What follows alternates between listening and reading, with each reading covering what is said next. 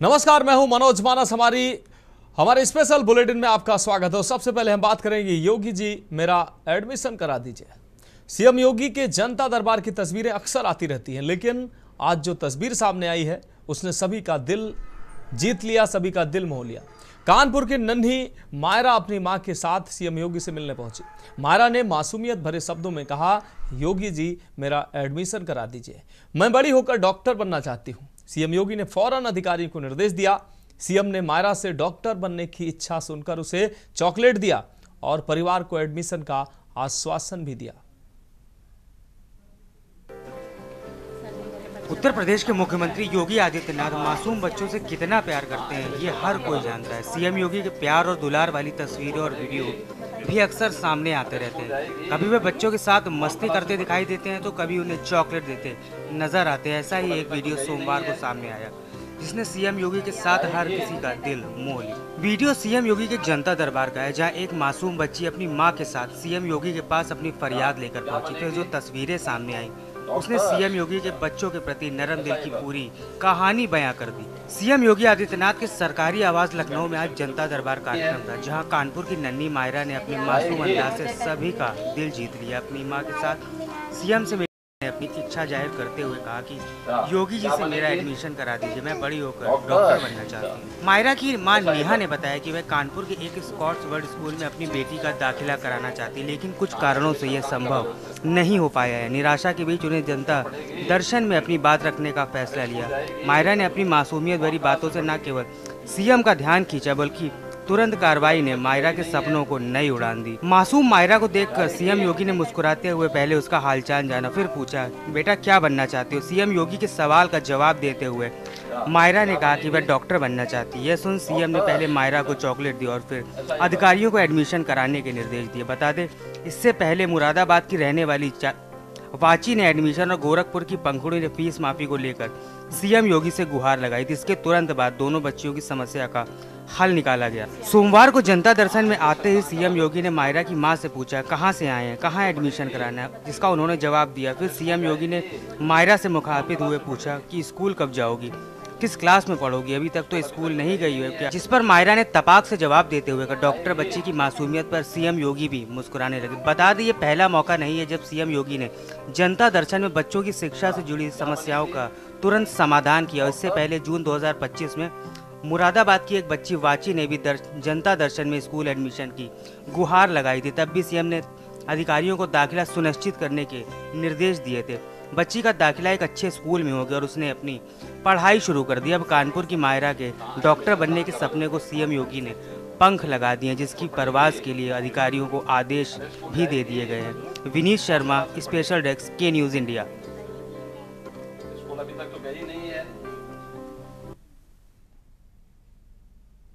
और अब हम बात करेंगे हरियाणा की लाडो को लक्ष्मी।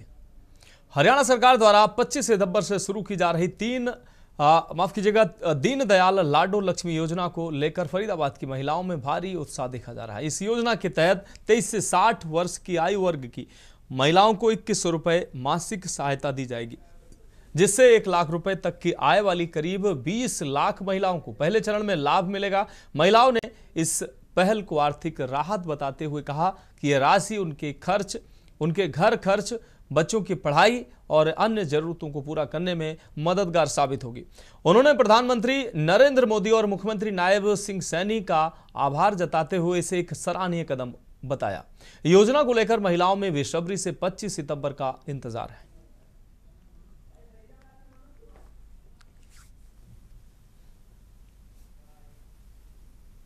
लाडो लक्ष्मी योजना है और मुख्यमंत्री नायब सिंह सैनी ने चलाई है, जिसमें प्रत्येक महिला और लड़कियों को हर महीने 2100 रुपए दिए जाएंगे। किस किस तरीके के फायदे होंगे और सरकार के लिए क्या कहना चाहिए? महिलाओं के लिए तो महिलाएं हाउसवाइफ हैं ज्यादातर, इसलिए महिलाओं को तो बच्चों के लिए ट्यूशन के लिए, घर के राशन के लिए इनमें फायदा होगा। और जो स्टूडेंट लड़कियां हैं उनके लिए वो अपने खर्चे मतलब पढ़ाई के लिए बुक्स वगैरह इनमें फायदा हो। इस योजना का नाम है लाडो लक्ष्मी योजना। इसमें 2100 रुपये महिलाओं को दिए जाएंगे, जिससे गरीबों की सहायता हो, मदद हो। हम ऐसे मुख्यमंत्री को धन्यवाद करते हैं। कैसी है ये? लाड़ो लक्ष्मी योजना बहुत अच्छी योजना है। इसके बारे में हमने पहले सुना था, लेकिन अब हमें मुख्यमंत्री जी ने ये लागू कर दी है, जिससे हम महिलाओं को बहुत ही हेल्प मिलेगी और हमारे लिए लागू हो जाए तो इससे बड़ी बात कोई है। सबसे बड़ी बात यह है कि महिलाओं को 100 रुपये की मदद भी बहुत होती है, लेकिन मुख्यमंत्री जी ने जो 2100 की योजना लागू करी है वो हम महिलाओं के लिए बहुत ही योगदान देगी, हमारे राशन में, हमारे बच्चों की ट्यूशन में, जो हमारे लिए बहुत बढ़िया जी। कितने पैसे जो है वो मिलेंगे, किस तरीके की जो है सहायता आप लोगों को मिलेगी? हमको जी ये सहायता मिलेगी कि भाई हम बच्चों के लिए कुछ कर सकते हैं, कुछ अपने लिए भी कर सकते हैं, अपनी बेटियों के लिए भी ले दे सकते हैं, और उससे हम प्रधानमंत्री का धन्यवाद करते हैं। तो जिस तरीके से देखा जाए तो 2100 रुपये मिलेंगे, और किस चीज में जो है सहायता मिलेगी, या राशन लाने में या किसी तरीके से? हर चीज में मिलेगी जी, राशन लाने में भी जी, वह घर में खर्चे में भी, बच्चों को कभी टाइम बे टाइम देने के लिए भी फायदा ये है इसमें, घर में राशन के लिए, बच्चन के लिए, पढ़ाई लिखाई को उसको बहुत बढ़िया अच्छा है।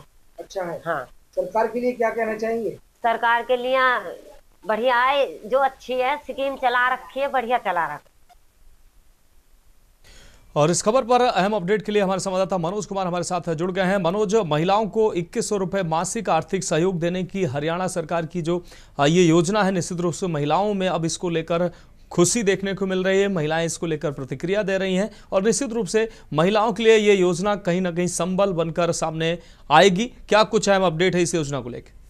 बता दें कि हरियाणा सरकार ने पहले भी महिलाओं के लिए जो बेहद जो अच्छे कदम हैं वो सरकार की तरफ से उठाए जा रहे थे, पर इस बार देखी जाए कि हरियाणा सरकार के जो मुख्यमंत्री हैं न्याब सिंह सैनी, उन्होंने महिलाओं के लिए एक बड़ी घोषणा की है, जहां लाडो लक्ष्मी योजना की जो शुरुआत है वो 25 तारीख से लागू हो जाएगी और तमाम हरियाणा की जो महिला हैं उनको इस सुविधा का लाभ मिलेगा।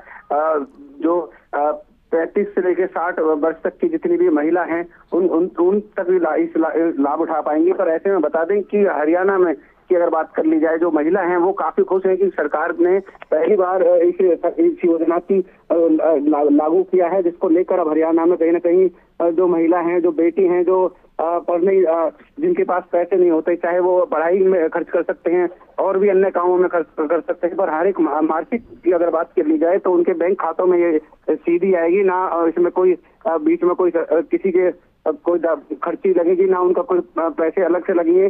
पर सरकार की इस योजना का जो लाभ है सीधा हरियाणा की जो महिला हैं उनको मिलेगा, जिसको लेकर वो सरकार का बार बार धन्यवाद कर रही हैं और हरियाणा के जो मुख्यमंत्री न्याब सिंह सैनी उनका भी आभार जता रही हैं, क्योंकि सरकार के हमेशा देखी जाए तो महिलाओं के लिए आगे खड़ी रहती है और लगातार एक के बाद एक स्कीम जो महिलाओं के लिए मिल रही है, उससे हरियाणा की जो महिला हैं वो बेहद खुश है। जी निश्चित रूप से मनोज, इस तमाम जानकारी के लिए आपका बहुत शुक्रिया। तो योजना की घोषणा से प्रदेश में खुशी की लहर है। घर खर्च और बच्चों की पढ़ाई में ये योजना है काफ़ी मददगार साबित होने वाली है। महिलाओं ने प्रधानमंत्री और सीएम का आभार जताया है।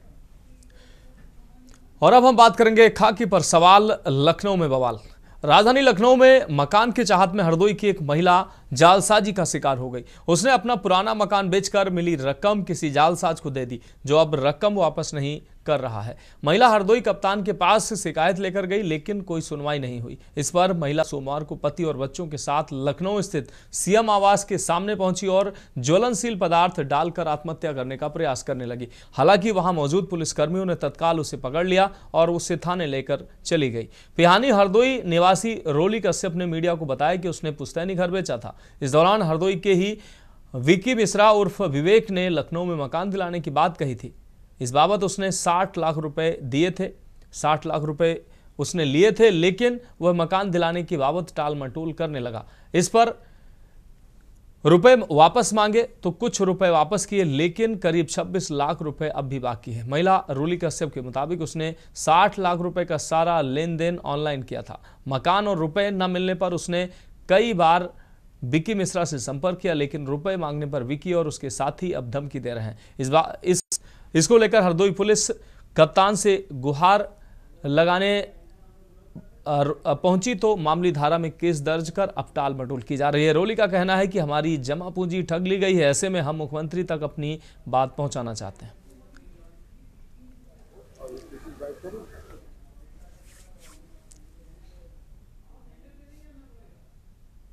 रहने वाला है, उसका सारा काम धोखाधड़ी का है। लोगों से पहले बेला फुसला के पैसे बोलता है, यहाँ का घर बेच दो, ये करवाएंगे वो करवाएंगे।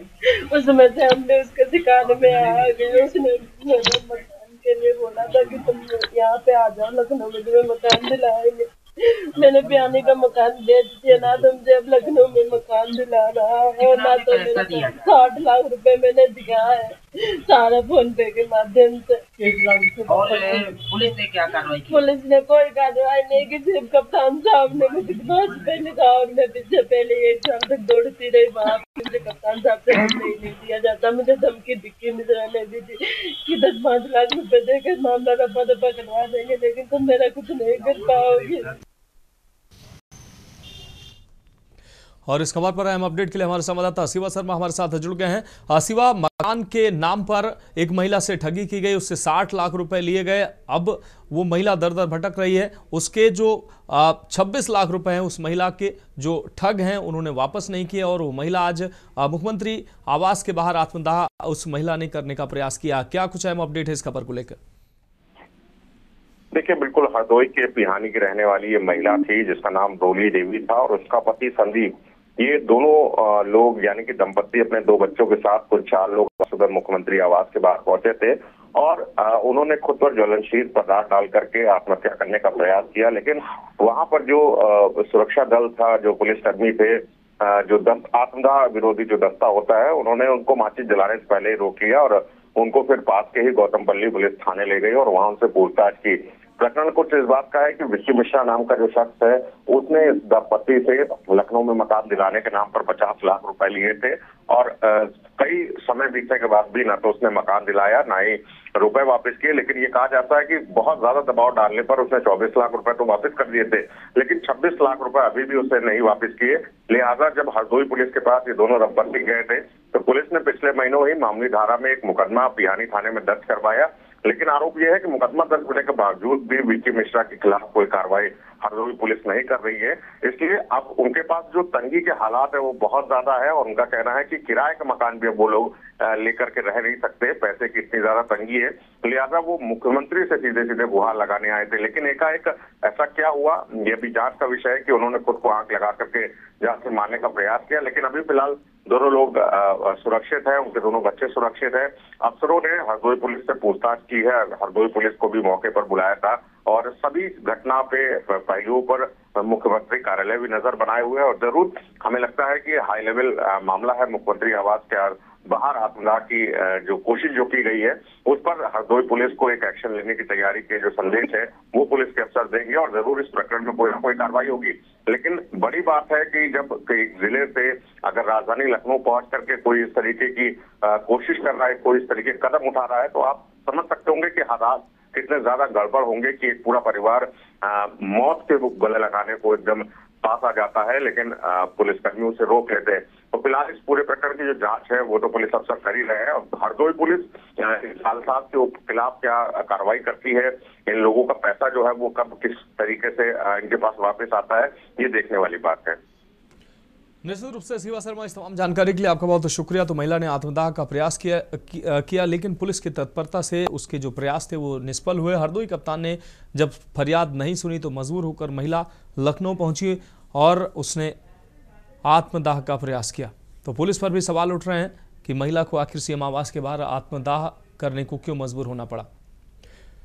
फिलहाल हमारे स्पेशल बुलेटिन में वक्त एक ब्रेक का है। ब्रेक के बाद हम बात करेंगे, आपको बता दें, छेड़खानी, फायरिंग और एनकाउंटर। आप देख रहे हैं के न्यूज, खबरों का सारथी। ब्रेक के बाद हमारे स्पेशल बुलेटिन में एक बार फिर से आपका स्वागत है। हम बात कर रहे हैं छेड़खानी, फायरिंग और एनकाउंटर। खबर उन्नाव से है, जहां उन्नाव के गंगा घाट कोतवाली क्षेत्र के मोहल्ला गगनी खेड़ा में रविवार देर रात हुई अंधाधुंध फायरिंग में हुई 10 साल के मासूम की मौत के मामले में पुलिस ने आरोपी का एनकाउंटर कर दिया है। मासूम के हत्या के आरोपी को पुलिस ने 24 घंटे में ही ऑपरेशन, आपको बता दें 24 घंटे में ही पुलिस ने उसको लंगड़ा कर दिया है। आपको बता दें कल रात में गंगा घाट थाना क्षेत्र के गगनी खेड़ा में एक लड़की से छेड़छाड़ के विवाद ने इतनी भयावह शक्ल अख्तियार कर ली कि पास के ही घर के बाहर खड़े निर्दोष 10 वर्षीय मासूम अजीत यादव को सीने पर गोली लग गई और उसने मौके पर ही दम तोड़ दिया था। मृतक अजीत 2 बहनों का छोटा और इकलौता भाई था। पुलिस ने परिजनों की तहरीर पर 6 लोगों के खिलाफ मुकदमा दर्ज किया था। पुलिस आरोपी की तलाश कर रही थी। मुखबिर से मिली सूचना मिली कि आरोपी अशोक गंगा घाट थाने के लखापुर में जंगलों में छिपा है। सूचना पर गंगा घाट थाना पुलिस और एसओजी मौके पर पहुंची। पुलिस को देख आरोपी ने फायरिंग कर दी। जवाबी कार्रवाई में आरोपी के पैर में गोली लगी और आरोपी के पास से 315 बोर का एक जिंदा कारतूस, 315 बोर का एक चेंबर में फंसा हुआ खोखा कारतूस और 315 बोर का असलहा बरामद हुआ है। अपर एसपी दक्षिणी अखिलेश सिंह ने बताया कि आगे की कानूनी कार्रवाई की जा रही है। दिनांक 31 अगस्त को थाना गंगा घाट क्षेत्रांतर्गत गदनी खेड़ा में 2 बच्चों के आपसी रंजिश में अशोक पुत्र हीरा निषाद द्वारा गोली चलाए जाने से एक 10 वर्षीय बच्चे की मृत्यु हो गई थी, जिसके संबंध में थाना गंगा घाट पर सुसंगत धाराओं में अभियोग पंजीकृत किया गया था तथा अभियुक्त की गिरफ्तारी हेतु लगातार प्रयास किए जा रहे थे। आज गंगा घाट पुलिस को सूचना प्राप्त हुई कि घटना उपरोक्त में वांछित अभियुक्त अशोक निषाद उपरोक्त थाना गंगा घाट क्षेत्रांतर्गत स्थित पंचायत भवन लखापुर के आगे स्थित कीकर बबुल के जंगलों में छिपा बैठा है। सूचना पर थाना गंगा घाट पुलिस द्वारा गिरफ्तारी हेतु दर्ज दी गई तो अशोक द्वारा अपने आप को पुलिस से घिरता हुआ देख पुलिस पार्टी पर फायरिंग कर दी गई। जवाबी कार्रवाई में अभियुक्त अशोक के पैर में गोली लगी, जिससे वह घायल हो गया, जिसे तत्काल सीएचसी भेजा गया। मौके से अभियुक्त के पास से एक तमंचा, 315 बोर, एक जिंदा कारतूस, एक चैम्बर में फंसा हुआ खोखा कारतूस बरामद किया गया और अन्य आवश्यक विधिक कार्रवाई की जा रही है। और अब हम बात करेंगे मां मेरा क्या कसूर। खबर कोरबा से है, जहां जिले में दिल दहला देने वाली घटना सामने आई है, जहां एक किसान के खेत से लगे बाड़ी में थैले में नवजात मिलने से इलाके में हड़कंप मच गया है। घटना पाली थाना अंतर्गत डोंगनाला गांव की है, जहां सोमवार की सुबह लगभग 11 बजे घटना सामने आई। खेत में किसान काम कर रहे थे, इस दौरान नवजात के रोने की आवाज आई। पास जाकर देखा तो उनके होश उड़ गए। एक थैले में नवजात था जो रो रहा था। देखते ही देखते ग्रामीणों की भीड़ एकत्रित हो गई और उसकी सूचना तत्काल 108 वाहन को दी गई। वहीं पाली थाना पुलिस को भी इसकी सूचना दी गई। बताया जा रहा है कि गांव में ही रहने वाले किसान सत्ते सिंह मरकाम के बाड़ी में नवजात मिला, जहां किसान के बाड़ी से लगे खेत के पास नवजात थैले में मिला। वहीं ग्रामीणों की मदद से 108 के माध्यम से नवजात को पाली स्थित स्वास्थ्य केंद्र में भर्ती कराया गया। बताया जा रहा है कि प्रसव के बाद ही नवजात को तुरंत थैली में लेकर कोई छोड़ गया। नवजात के शरीर पर चींटी और कीड़े काटने के निशान मिले हैं, जिससे नवजात रो रहा था। ग्रामीणों की माने तो गांव में ही इस तरह की पहली घटना है जहां लोगों में भारी आक्रोश है। दोषियों पर इस मामले में कड़ी से कड़ी कार्रवाई करने की मांग जो है वो ग्रामीण कर रहे हैं।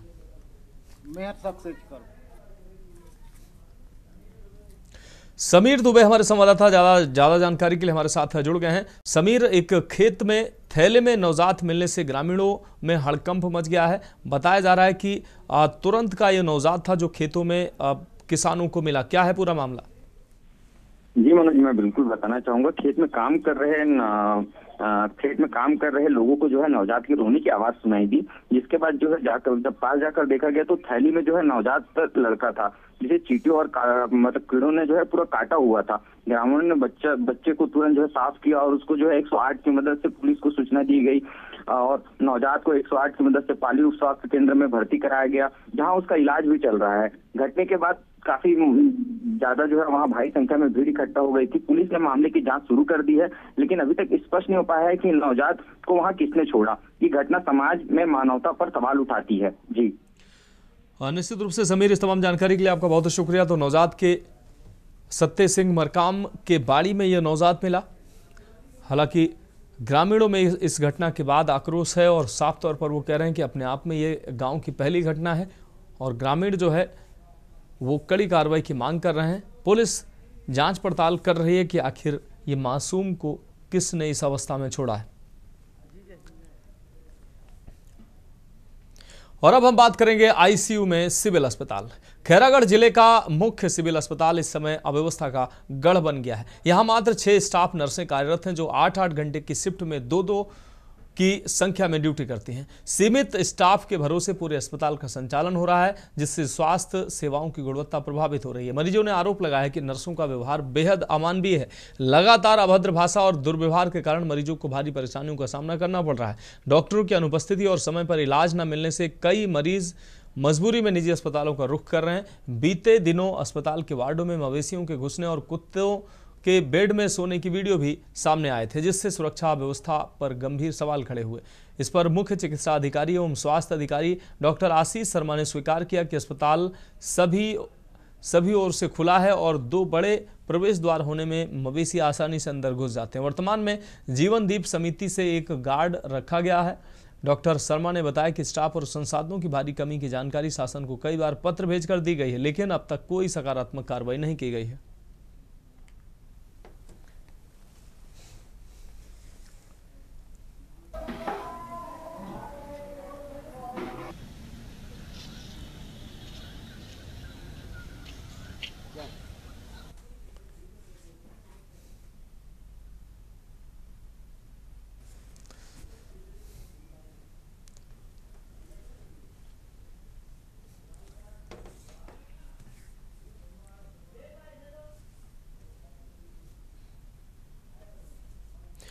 तो खैरागढ़ अस्पताल अव्यवस्थाओं का केंद्र बना है। आपको बता दें कि अस्पताल में जो मूलभूत सुविधाएं हैं वो मिल नहीं रही। नर्सों की दबंगई से मरीजों को भारी परेशानी हो रही है।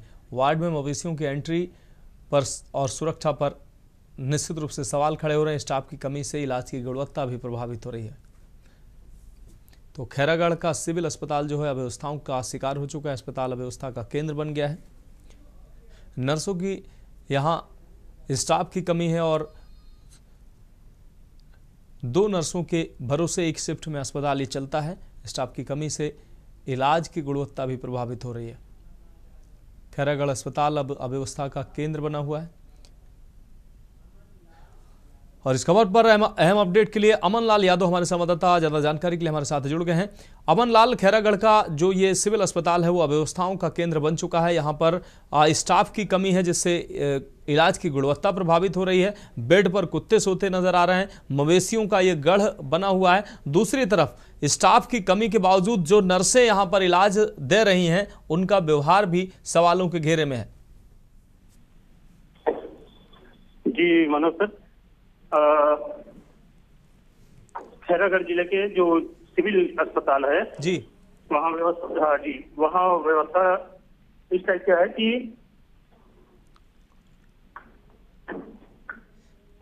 अमन आप अपनी बात रखें। जी जी जी, खैरागढ़ जो सिविल अस्पताल है वहाँ की व्यवस्था इस टाइप का है कि वहाँ के जो नर्सेस हैं और 6 नर्सेस हैं जो कि शिफ्ट वाइज 2-2 नर्स रहती हैं। और जिस हिसाब से वहाँ की जो व्यवस्थाएं हैं तो जमीनी स्तर पर देखा जाए तो उतना दुरुस्त नहीं है। और मरीजों से काफी शिकायतें आ रही है। आए दिन मरीज जो है शिकायत लेकर आते हैं कि यहाँ जो इलाज की जो पद्धति है और यहाँ स्टाफ न होने के कारण जो असुविधाएं हो रही है वो काफी दयनीय स्थिति है। साथ ही साथ यहाँ जो नर्सें हैं तो मरीजों से ये आरोप लगाया जा रहा है कि नर्सों का जो व्यवहार है बेहद अमानवीय है। लगातार जो है उनके द्वारा अभद्र गालियां या अभद्र भाषा का प्रयोग किया जाता है और मरीजों के साथ दुर्व्यवहार किया जाता है। तो इस परेशानी का सामना जो है मरीजों को करना पड़ रहा है। साथ ही डॉक्टरों की जो अनुपस्थिति और समय पर इलाज न मिलने से है ना, इन मरीजों को काफी दिक्कतों का सामना करना पड़ रहा है। जो कि कई एक ऐसे मरीज है जो यहाँ की जो अव्यवस्था है उनको देख करके निजी अस्पतालों की तरफ अपना रुख कर रहे हैं और निजी अस्पतालों में जा करके अपना इलाज कराने को मजबूर हो गए हैं।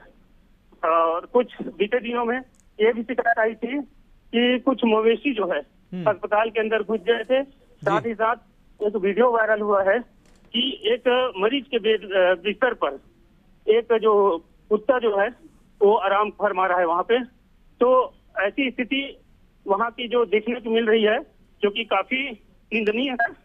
और बड़े ही जब हम यहाँ के जो स्टाफ से जब बातचीत किया गया, यहाँ के जो मुख्य से बात किया गया तो उनके द्वारा बताया गया कि 2 बड़े बड़े गेट हैं जिनके द्वारा कहीं से भी मतलब कोई भी जानवर है ना, बैल हो गाय हो या अदर कोई भी जानवर वहाँ प्रवेश कर जाता है। साथ ही साथ उनके द्वारा बताया गया कि अभी स्टाफ में बिल्कुल अमन लाल, इस तमाम जानकारी के लिए आपका बहुत बहुत शुक्रिया। तो अव्यवस्थाओं का शिकार है ये अस्पताल, सिविल अस्पताल खुद आईसीयू में है और इस अस्पताल को इलाज की खुद जरूरत महसूस होती है। ऐसी अव्यवस्थाओं का यहाँ अंबार है। फिलहाल हमारे स्पेशल बुलेटिन में अभी के लिए मेरे साथ इतना ही। मुझे दीजिए इजाजत और आप देखते रहे के न्यूज इंडिया। आप देख रहे हैं के न्यूज, खबरों का सारथी।